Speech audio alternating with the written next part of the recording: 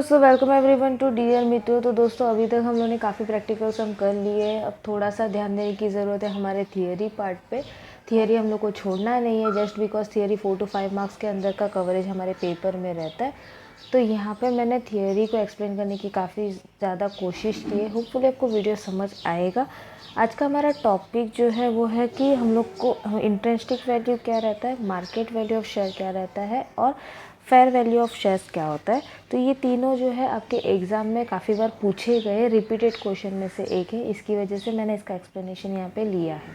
तो देखते हैं इसमें लिखा क्या है। सबसे पहले तो इंट्रिंसिक वैल्यू क्या होता है। जब भी कॉल्स हमारे पार्टली पेड अप हो या फुल्ली पेड अप हो, तो उस टाइम पे हम लोग को कैलकुलेशन जो है वो दो पार्ट में करना पड़ता है। एक तो हम लोग को उसकी इंट्रिंसिक वैल्यू निकालनी पड़ती है, दूसरी हम लोग को उसकी मार्केट वैल्यू निकालनी पड़ती है। अब जब शेयर्स दो या दो से ज़्यादा होंगे तो उस टाइम पे क्या रहता है, कुछ शेयर जो है फुल्ली पेड अप रह जाते हैं, जबकि कुछ शेयर जो है पार्टली पेड रहते हैं। पार्टली पेड मतलब जिसका आधा पैसा मिला है, बाकी का आधा पैसा पे करना बाकी रहता है। ठीक है।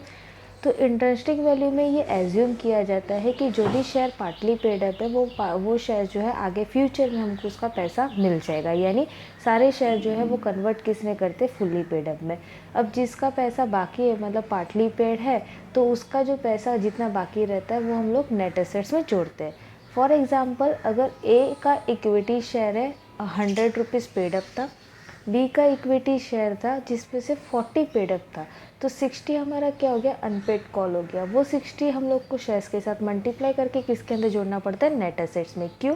क्योंकि ये एजम्पशन हम लोग मानते हैं कि हमारा जो भी अनपेड शेयर है वो फ्यूचर में हमको पैसा मिल जाएगा। ठीक है। फिर जो वैल्यू आती है वो हम लोग की क्या हो जाती है, इंट्रिंसिक वैल्यू। उसको हम लोग कन्वर्ट करते हैं एंड देन उसको नेट एसेट्स के साथ, नंबर ऑफ शेयर के साथ डिवाइड कर देते हैं। यानी ऊपर में हम लोग का नेट एसेट्स आता है, नीचे में हमारा आता है total number of shares. Total number of shares में partly paid up, fully paid up दोनों शेयर्स को हम लोग जोड़ के रख देते हैं और उसके बाद जब जो आंसर हमारा आता है उसमें से पार्टली पेड अप शेयर्स को हमको माइनस करना पड़ता है। ठीक है। ये हम लोग का क्या हो गया, इंट्रिंसिक वैल्यू। फिर उसके बाद सेकंड हमारा मार्केट वैल्यू क्या रहता है, find out the rate of dividend on paid up capital. यानी पेड अप कैपिटल के ऊपर हमारा रेट ऑफ डिविडेंड कितना दिया रहेगा वो हम लोग को पहले तो फाइंड आउट करना है।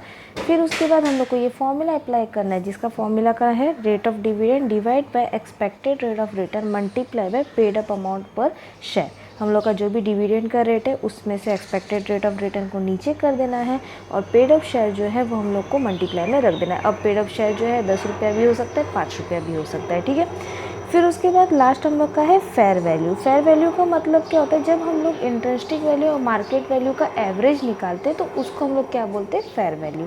This value is fair in circumstances when the net profit of the company are small and at the same time its net assets are substantial. ये कब निकालते हैं, जब हम लोग की नेट प्रॉफिट जो है बहुत छोटी सी रहती है और उसी एट द सेम टाइम उसका नेट असेट भी कम रहता है। उस टाइम पे हम ये दोनों मेथड्स को जोड़ देते हैं और उनका एवरेज निकालते हैं, उसको हम लोग क्या बोलते हैं, फेयर वैल्यू। ठीक है। तो दोस्तों, ये आंसर्स में हम लोग को फिलहाल तो शॉर्ट नोट में इतना ही लिखना है। इंट्रिंसिक वैल्यू सबसे पहले क्या होता है, जहाँ पे हम लोग पार्टली पेड अप शेयर्स को फुल्ली पेड अप में कन्वर्ट करते, फिर उसको नेट एसेट से डिवाइड करते, फिर उसके बाद जो भी आंसर रहता है वो हमारा पेड अप कैपिटल हो जाता है, यानी इंट्रिंसिक वैल्यू हो जाता है। ठीक है। सेकंड हम लोग का पढ़ा हम लोग ने मार्केट वैल्यू। मार्केट वैल्यू में क्या रहता है, तो डिविडेंड के बेस पे हम लोग एक्सपेक्टेड रेट ऑफ रिटर्न को निकालते, जो वैल्यू आता है वो हम लोग का मार्केट वैल्यू रहता है। और थर्ड हम लोग ने फेयर वैल्यू पढ़ा। फेयर वैल्यू का मतलब जहाँ पे इंट्रिंसिक वैल्यू और मार्केट वैल्यू जुड़ जाता है और उसका एवरेज निकालते हैं तो वो हमारा क्या हो जाता है, फेयर वैल्यू। तो दोस्तों, यहाँ पर ये हमारा टॉपिक जो है वो कंप्लीट हुआ। इसको आप एक बार पढ़ लीजिएगा और डेफिनेटली इसको थोड़ा एक्सटेंड करना, यानी इसमें थोड़ा सा अपना एग्जाम्पल डाल देना। जैसे मैंने पेड अप कैपिटल का बताया वैसे अब अपना एग्जाम्पल डाल के आंसर को एक्सटेंड कर सकते हो। जितना आंसर को एक्सटेंड कर सकते हो उतना ही ज़्यादा अच्छा आपके शॉर्ट नोट के लिए। होपफुली दोस्तों आपको मेरा वीडियो समझ आया होगा। वीडियो समझ आया तो प्लीज़ अपने दोस्तों के साथ शेयर करना और DMito को सब्सक्राइब करना बिल्कुल ना भूलिएगा। मिलते हैं नेक्स्ट वीडियो में, तब तक के लिए बाय बाय।